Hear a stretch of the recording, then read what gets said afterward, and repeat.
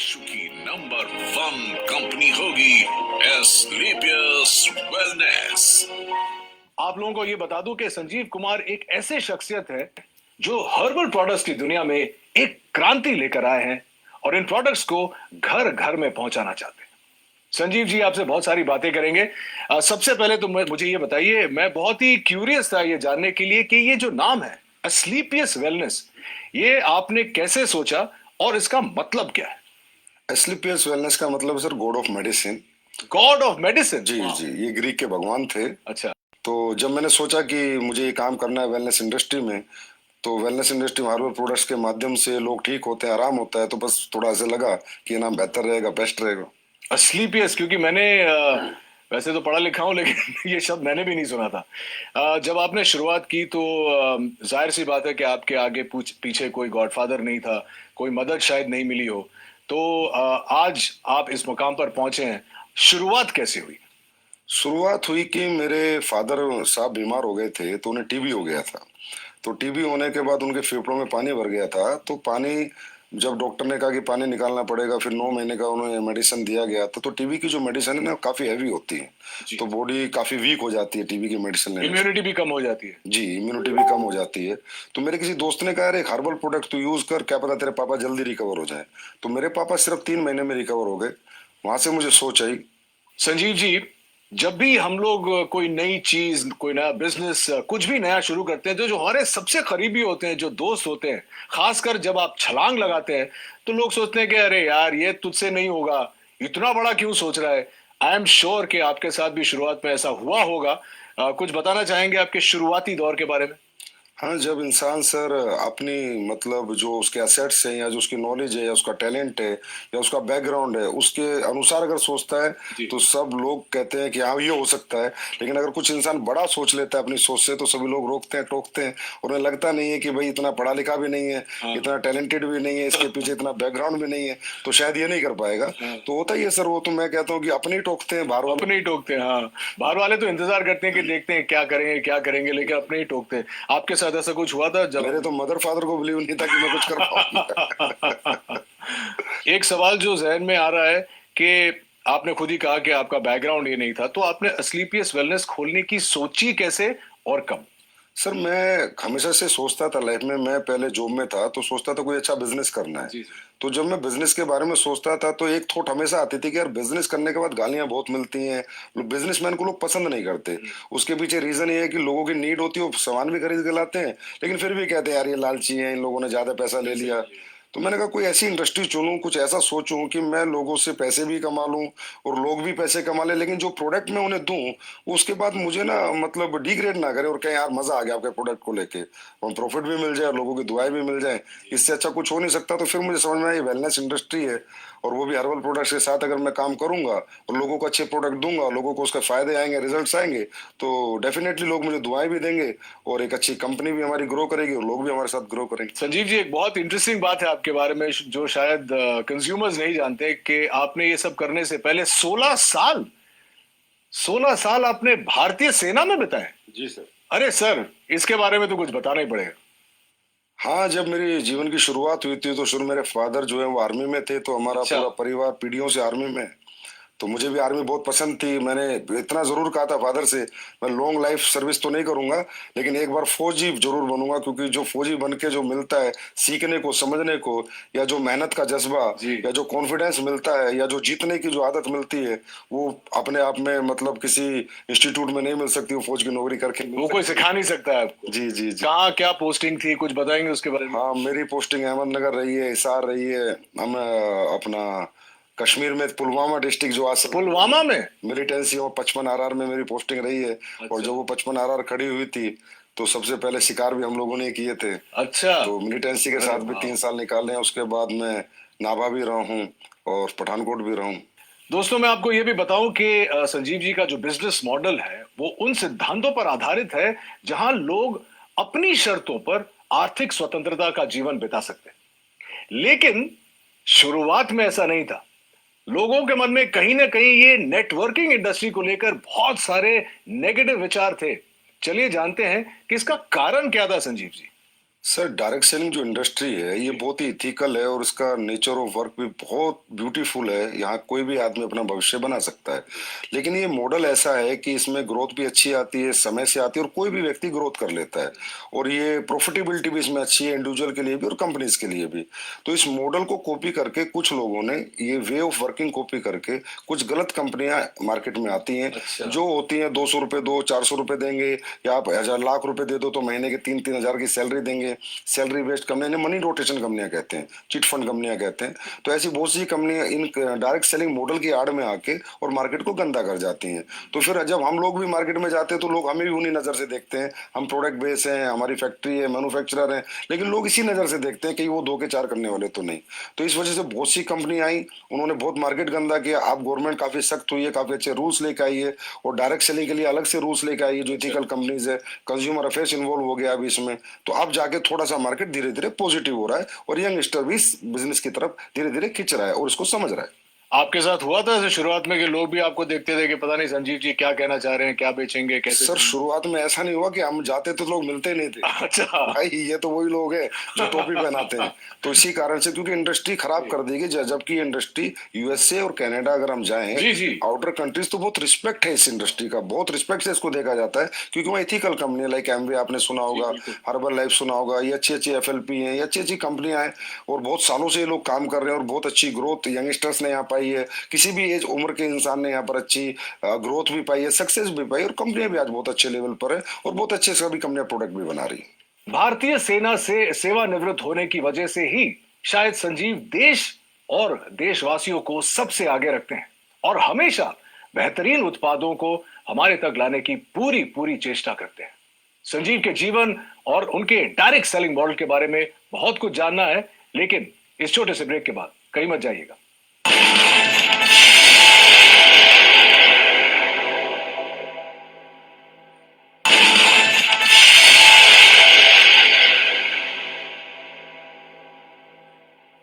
तो ये तो अच्छी बात है संजीव जी। तो ये बताइए हमारे ऑडियंस को कि इस वक्त आप किसी प्रोडक्ट पे काम कर रहे हैं या किसी प्रोजेक्ट पे काम कर रहे हैं। आपने मुझे अभी बताया कि आप कुछ लॉन्च करने वाले हैं।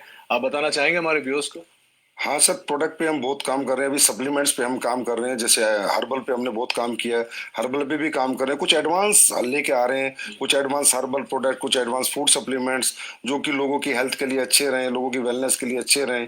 क्योंकि कहीं ना कहीं आजकल लाइफ स्टाइल डिजीज की मारामारी हो रखी है। हर इंसान लाइफ स्टाइल डिजीज से कहीं ना कहीं ग्रसित है और लाइफ स्टाइल डिजीज से इंसान तभी बच सकता है, एक तो अपना लाइफ स्टाइल सुधारे और कहीं ना कहीं ऑर्गेनिक की तरफ जाए, हर्बल्स की तरफ जाए, अच्छे सप्लीमेंट्स यूज करे। क्योंकि आज फूड में जो हम खाना खाते हैं उसमें इतनी सारी चीजें नहीं है, जो प्रोटीन मिनरल हमें चाहिए, जो कार्बोहाइड्रेट चाहिए, वो प्रॉपर मात्रा में नहीं मिल पाते। तो इसलिए कहीं ना कहीं सप्लीमेंट्स का भी सहारा लेना पड़ता है। तो हम लोग हमेशा ही एडवांस कुछ ना कुछ नया करते रहते हैं और हमेशा नया करते रहेंगे।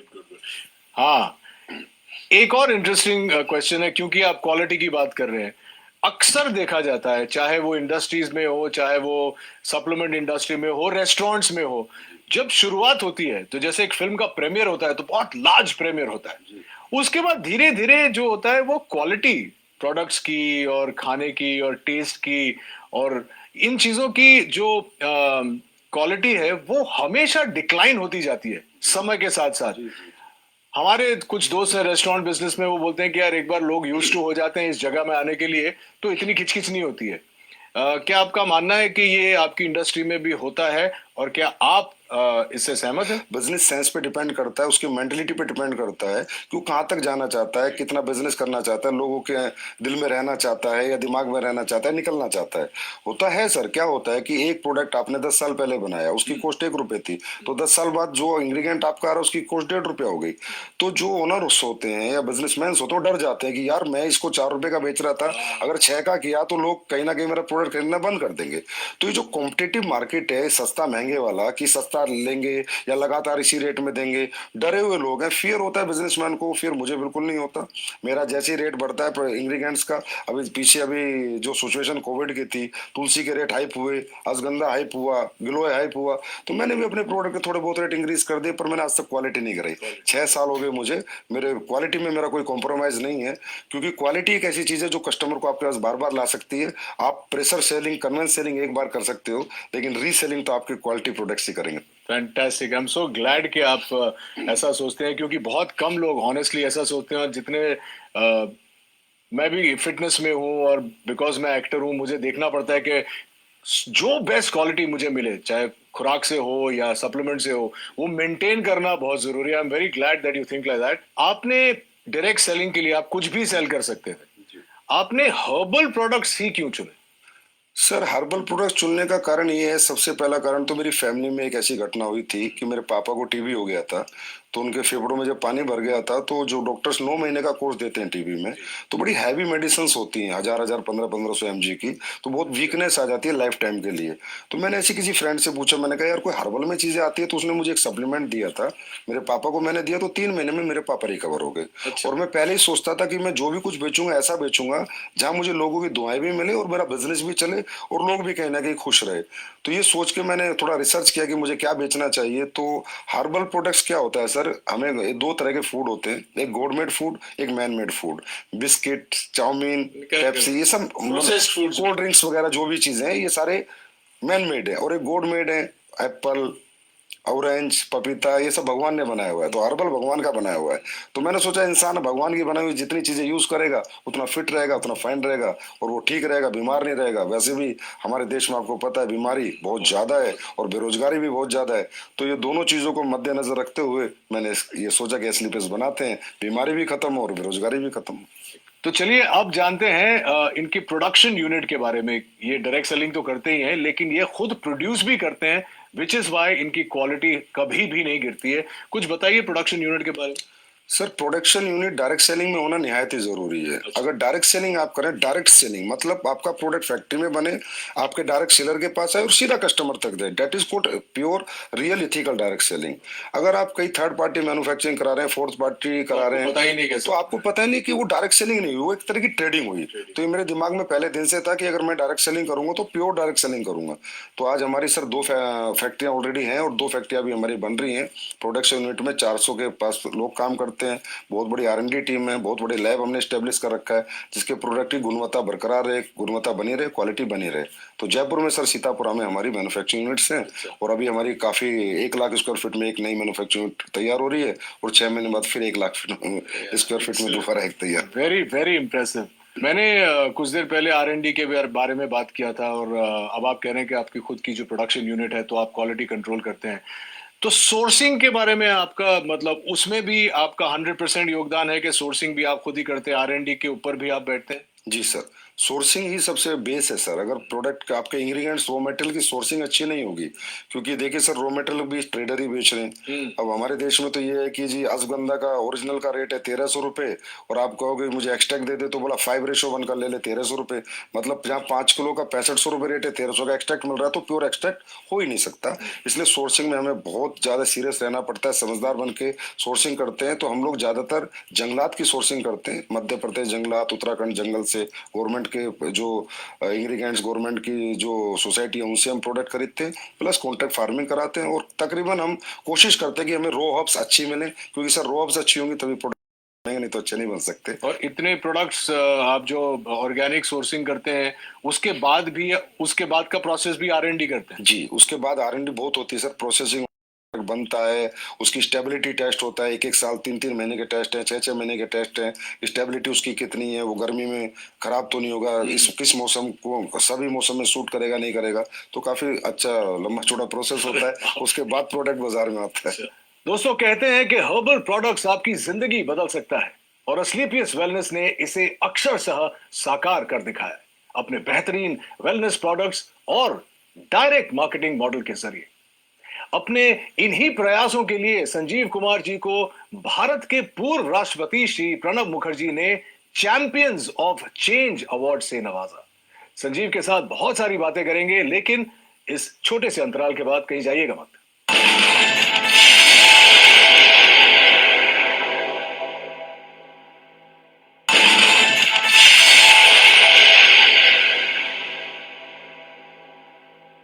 मुझे अब अपने एक्सपेंशन प्लान्स के बारे में और विदेशी योजना के बारे में बताइए। आप ब्रेक में बता रहे थे कि आप चाहते हैं कि ये आप वर्ल्ड वाइड ले जाएं, और तो आई एम श्योर कि हमारी ऑडियंस ये भी जानना चाहिए। जी सर, हमेशा से मैं ये सोचता हूँ कि जो हमारे इंडिया के पास सबसे बड़ा रिसोर्स है वो हमारे ऑर्गेनिक प्रोडक्ट्स हैं, हमारी हर्ब्स हैं, हमारी जड़ी बूटियां हैं, हमारे हर्बल प्रोडक्ट्स हैं जो सदियों से लोग यूज कर रहे हैं और उनके उनको रिजल्ट आ रहे हैं।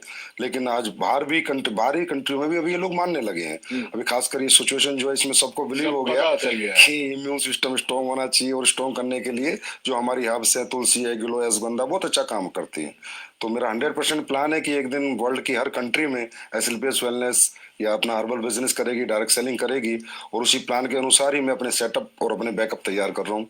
और आपको अगले 2-3 साल में देखने को मिलेगा कि किसी ना किसी कंट्री में हम लॉन्च हो चुके होंगे। संजीव जी, एक सवाल जो मैं पूछना चाह रहा था वो ये है कि अक्सर लोगों का ये मानना है, मेरा भी ये मानना है कि आप अगर मध्य वर्ग से शुरू करते हैं या लोअर मिडिल क्लास से शुरू करते हैं, बहुत वक्त लग जाता है अमीर बनने में, पैसे कमाने में, बहुत जद्दोजहद करनी पड़ती है। लेकिन आपका ये मानना है कि डायरेक्ट सेलिंग करके you can get rich quick and do it the right way. इसके बारे में कुछ बताइए, क्योंकि हमारी जो युवा पीढ़ी है वो इस वक्त आपका शो देख रही है और वो भी जानना चाहती है कि हाउ।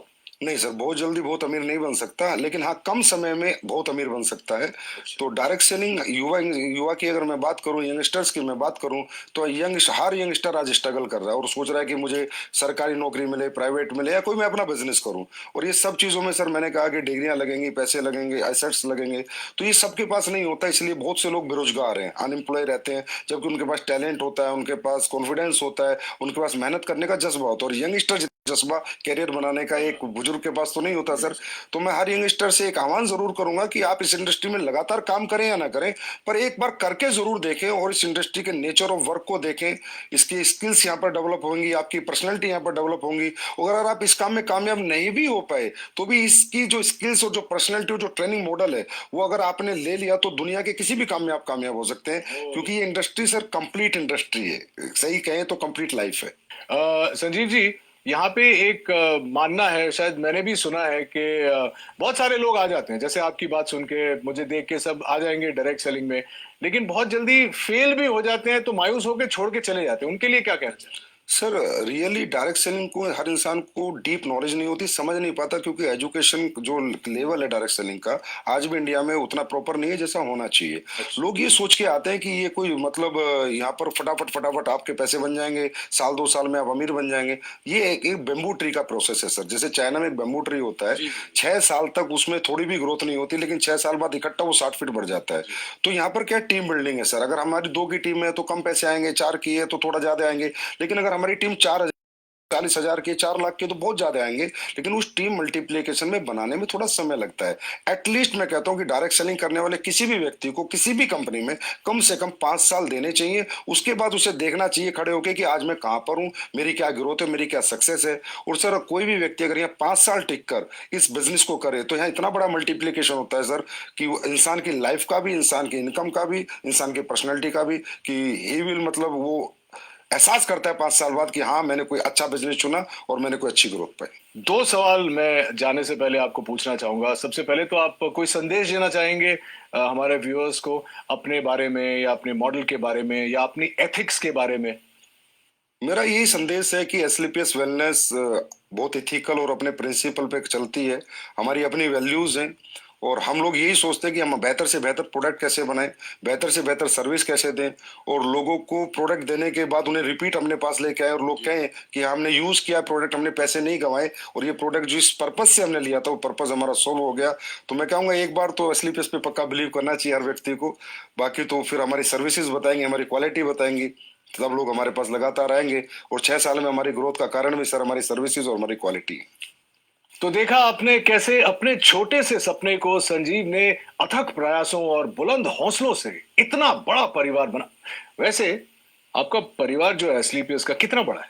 अभी सर 9 लाख के करीब डायरेक्ट सेलर्स हैं, यूजर्स हैं, कस्टमर्स हैं। 9 लाख? जी सर। वाह! और इस 9 लाख के परिवार को हम और आप स्लीपियस फैमिली की तरह जानते हैं। उम्मीद है कि आपको भी संजीव की कहानी सुनकर प्रेरणा मिली होगी। आज के हमारे अंक में बस इतना ही। अगले अंक में इन्हीं की तरह किसी और इंटरेस्टिंग शख्सियत से मुलाकात होगी। Till then, take care of yourself and please stay safe, maintain social distance and mask. This is Rohit Roy saying नमस्कार।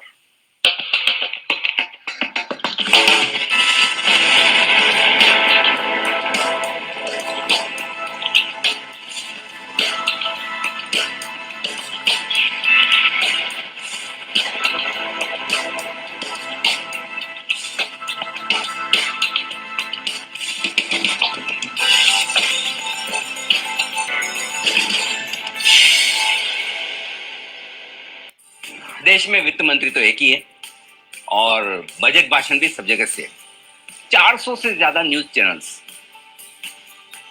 आपको कहां देखना है? जरा सोचिए, आपको बजट समझाएगा कौन? सिर्फ जी बिजनेस। जब दुनिया रुक गई, हमें रुकने नहीं दिया हमारी फेसबुक कम्युनिटी ने। एक पोस्ट, उस पे एक क्वेरी, एक कमेंट, एक लाइक, एक शेयर, एक डीएम और हो गई हमारी नई शुरुआत। सोशल डिस्टेंसिंग से डिस्टेंस निकल गया, फोन पे दुकान का शटर खुल गया।